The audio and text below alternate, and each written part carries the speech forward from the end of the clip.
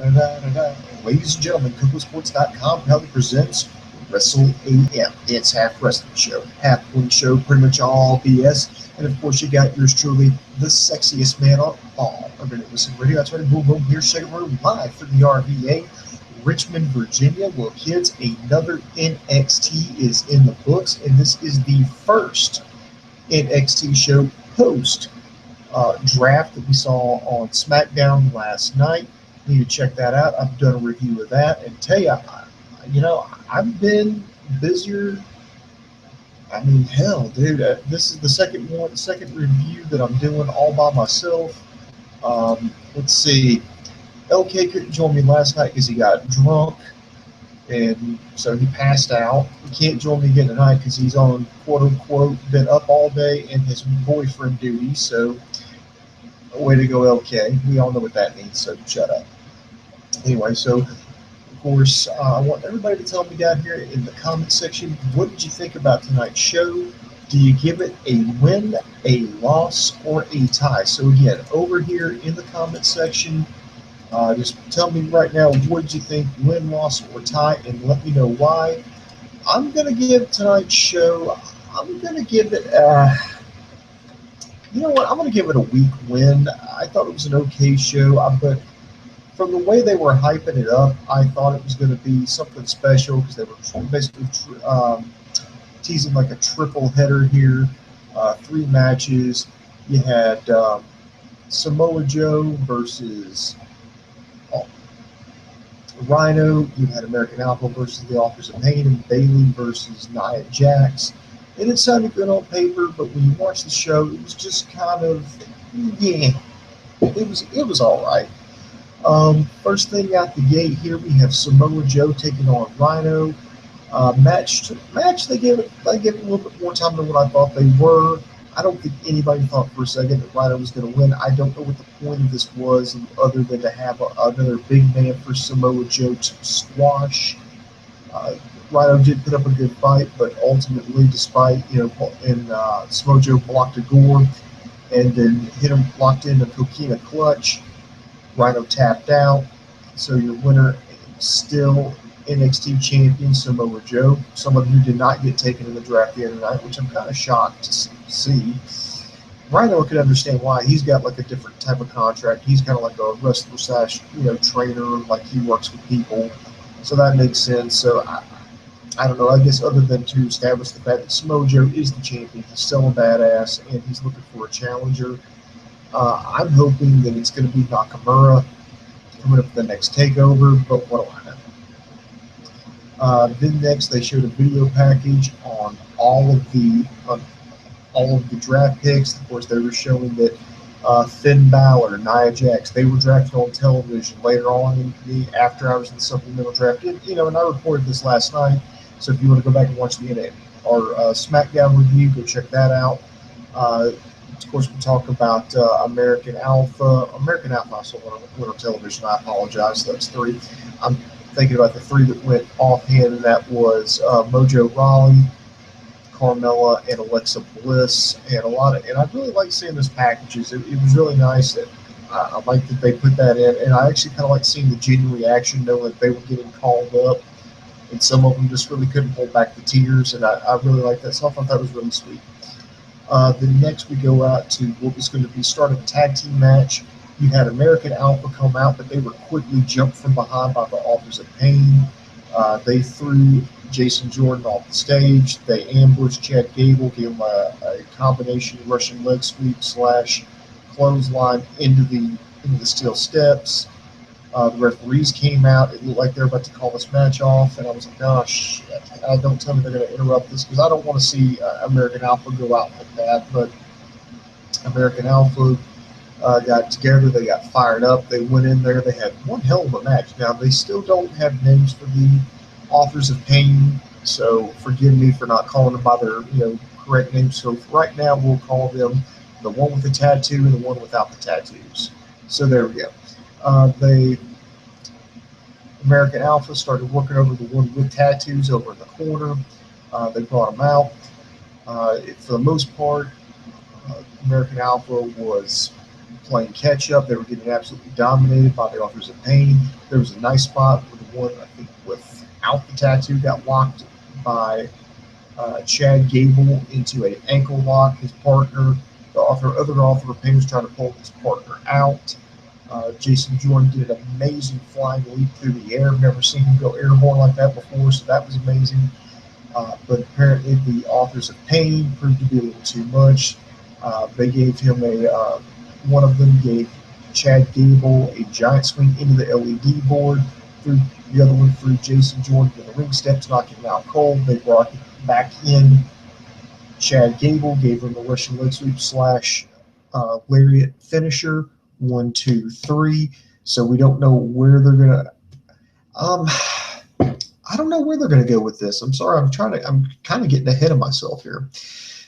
I really like American Alpha. I hate that they're jobbing on the way out. I know it's the right thing to do. You know, they're getting called up. They're going to go to bigger and better things. But it's just like the past month. I mean, like all the momentum that they've had is just dead. They knew they were getting called up, so they had to get the championships off of them. So you have the Revival, become the first ever 2-time NXT Tag Team Champions. And then they had to lose the rematch. And then now they've been beat down by the Authors of Pain. It's just like they were so white. Now, I don't think it's going to hurt them in the long run because, I mean, they're still popular. And I think they're going to do absolutely amazing over on SmackDown. But I just kind of hate the fact that, there's this amazing tag team in the last outings. I mean, despite how amazing they've been, they've had to job on their way out. And actually, speaking of the Revival, they interviewed Dash and Dawson. They're saying, well, you know what? There's nothing else left for us to do. We've beaten everybody. There's no tag team that can beat us. This brought out Johnny Gargano and Tommaso Ciampa. They said, we have beaten you before. And saying, we could be coming for the belts. Tick-tock, tick-tock. Then next we saw Austin Aries take on Patrick Clark. Now, Patrick Clark was the guy who was on Tough Enough. He had a little bit of the male chauvinist gimmick. He was supposed to, I guess, doing a Donald Trump gimmick. He was wearing overly patriotic. And I think on the indie reports, like on the house shows, women belong in the kitchen, blah, blah, blah, blah, blah, blah. People like me were like, okay, that in 2016, that gimmick is kind of outdated. But luckily, no Trump, comparisons. No, he doesn't talk. He just goes in there and wrestles Austin Aries. Clark, I don't really have much to say about him. I think he did leave me with a good first impression, but I like the finishing aspect of this match. Austin Aries dropped him on his knee, then picked him back up and dropped him on his head, locked him in his submission hold. Last Chancery, gets the tap out, gets the win. Post-match, No Way Jose hit the ring, threw him out of the ring, was brawling with him up the ramp. And to Austin Aries' credit, man, Aries was selling the hell out of it. He was selling No Way Jose. Now, speaking of No Way Jose, there was actually a rumor that I had heard that No Way Jose may have been somebody that WWE was looking to call up from NXT. And I'm like, hell no, this guy is not ready. I mean, and they've got people up there on the main roster that aren't ready. I still don't think Apollo Crews is ready. I still don't think Dana Brooke is ready. And I think you're setting people up for failure if you call them up too soon. No Way Jose, no disrespect to him, but I mean, he hasn't done anything. They need to flesh out his character. We need to have some kind of emotional attachment to him. I mean, the same thing happened with American Alpha. It was just Jason Jordan he'd been there since it was Florida Championship Wrestling. He finally had something that clicked, and people got a connection with him. And Chad Gable was just somebody full of charisma. These two meshed well together. People got an emotional connection to him. They were just happy to see him. They enjoyed watching him wrestle. And now, boom, they're going up there. There's going to be a lot of fanfare. Whereas, with No Way Jose, no, there's no connection. I mean, okay, you call him up there, so what? He's going to get lost in the shuffle immediately. He'll be jobbing before you know it. And he'll be working a program against like Curtis Axel just to establish himself. So no, I think he needed to stay down there. But any nuts, as Coco would say. Next, we see my homegirl Bayley taking on Nia Jax. I think this was the best match that these two have had together. I think this was better than their match that they had at Takeover London. Nia Jax playing the part of the monster, just absolutely just taking it to Bayley. Bayley being the scrappy, going back to the scrappy underdog role, refusing to say die. Bayley trying to do some quick counters. Nia Jax cutting her off, hitting her with some power moves. There was actually one pretty good spot where, let's see, Bayley tried to hit a Bayley to belly but couldn't get Nia Jax up. Then Nia Jax, she was setting up Bayley for the power bomb, and instead Bayley reversed it to a victory roll. Then the match just kept going. Nia Jax, it looked like she was about to get the finisher on Bayley, and like she was about to drop a leg, but instead opted to go over the rope, take her over to the turnbuckles to the corner, so that way she could splash on her and finish her off for good. Bayley used the opportunity to run up to the middle rope, grab Nia Jax, hit a super Bayley to belly from the middle rope, 1, 2, 3, and then so for all practical purposes now it's looking like Bayley's going to be again the number one contender to take on to challenge Asuka in a rematch for the NXT Women's Championship. There's even rumors floating around that they're going to flat out turn Asuka heel, which I don't think is a smart move, because who else have you got? I mean, if you turn her heel, what other faces do you have? Like virtually every other. I mean, and I know people are going to say, "Oh yeah, well, what about Ember Moon?" I'm just saying, with all these girls that they have right now, what super baby face can they get behind? I mean, you've already called up Carmella. That was going to be my fallback, and I was like, well, who else? I mean, who else are they going to have? So looking at the NXT, women's roster. In fact, you know what? Let's take a look. This delay brought to you by ProWrestling.me.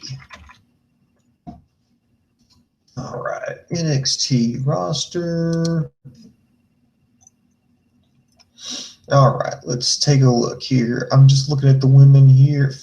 Son of a bitch. Bliss, gone. Asuka, okay. Okay, you're going to have Billie Kay, which don't know if that's going to work. Dasha Cruette. Let's see. Oh, no. Dash is an interviewer. Sorry, I'm looking at the wrong list. Oh, God, I haven't heard of her. I think this is an old list here because the only thing they've got is Peyton Royce and Billy Cannon. No, they've got more than that. So thanks a lot, for making me look like a jackass. Let's go. Okay, here we go. Here's a better one. Again, I'm just looking here. There's really nobody jumping out at me. I'm looking like this huge list of like all the people here, but I'm not seeing anyone. I'm not seeing anyone that's really jumping out. So I think anyway, bottom line is I think it would be a huge mistake to go ahead and turn Asuka heel, especially if you're going to call. It's looking like they may just call up Bayley this Sunday at Battleground. So I think it would just be a big mistake, and I kind of hate the fact knowing that Bayley's going to have to job on her way out. But I know she's going to go off to bigger and better things. But I think Coco actually called this. Coco said that, you should have Bayley. She should fight and scrap to get back up to the mountain to challenge Asuka, but lose again. And that way when she goes up to the main roster, she comes in not as the women's champion or a former champion. She's like, again, the scrappy underdog, which is what made her popular. And hopefully she's going to be at full time. I can hope so. So that's where I'm at. So all in all, I mean, the show wasn't bad. I just think there was just no drama right there with the Samoa Joe Rhyno match. The American Alpha versus the Authors of Pain. They gave American Alpha the out when they were jumped at the beginning, so you could argue that they weren't 100%. If they were 100%, they could have won. Austin Aries versus Patrick Clark is more of an enhancement match to get Austin Aries back into the picture. Have people thinking about Andy Silva feuding with his feud with No Way Jose, not to mention have No Way Jose show a different side of his character where he's not smiling, he's not dancing. Let's see how he does as if he's not smiling or dancing. Let's see how he does as a serious wrestler. I was like, okay, but again, it was just there. And then Bayley versus Nia Jax was actually a pretty good match. I did enjoy it, but I still give it a weak win. If you're a big NXT fan, you know what, check it out. If you're even kind of like, if you're trying to get someone to NXT, I still think this is a safe bet to, you know, to have to introduce somebody to the product with. And that way you can also introduce them to people that, if they want to find out kind of what some of these people are all about that are headed up to the main roster, this is still this would still be something for you to check out, for you to show them. So I'd say check it out. So let me get to your questions and comments. Then I'm going to bounce here. Getting tired. Let's see. Shit. Ray Mastani. Ray. He wants to know how to get out of the friend zone. Dude, I've been telling you for months, man. Just let it go, bro. Just let it go. Once you're in the friend zone, you don't get out. You don't. So just relax, bro. You ain't getting out of the friend zone. For those of you playing along here, Rey Mysterio's a member of the Internet Infantry. He only gets like one non-wrestling question per show, so this was his one question. And I think that's all the questions that we got here. So in the meantime, I want to tell everybody to check us out at prowrestling.me. That's right, it's not a .com, it's prowrestling.me. We got news and gossip. We got our archives there. If you missed any of the episodes of these shows, you want to check them out. We've even got our blogs from our viewers. You can read what they think is going on in the world of professional wrestling. We've got our forums. We've got instant messaging. You can chat with each other back and forth. So be sure to check that out. Also check out KocoSports.com. It's your home for combat sports. It's where the world goes to kick ass. Most importantly, where it's okay to be a passionate fan. Be sure to subscribe to us on YouTube, Facebook, and Twitter. We got a lot of different shows coming up. LK, him and Wrestling Ranting, did Monday Night Raw. Of course, I reviewed SmackDown Live, NXT now. We're going to have a Cruiserweight show coming up within the next 24 hours. Hoping to maybe have a Ring of Honor review coming up soon. I got to find out where we're at here just to make sure I'm watching the right episode because I'm a little behind on them. Of course, the big one is Ultima Lucha Dos, which is happening right now. But the only one of us who actually gets the L-rated network is Sammy, and so I have to wait till it's uploaded to the interweb so I can watch it via internet magic. So as soon as that gets up on the interwebs and I get to watching that, we're going to review that show. I can't wait to see how season 2 ends. Then after that, of course, we got a TNA review going to have to be doing coming up. I think LK's going to do the honors on that. And then, of course, we have Battleground this Sunday. So we got a full plate here. So if you're not subscribed to us, please check us out. Also, just keep the questions and comments coming. So this is Boom Boom. And for the rest of the Coco crew, I'm going to say the boom just went bang and I am out.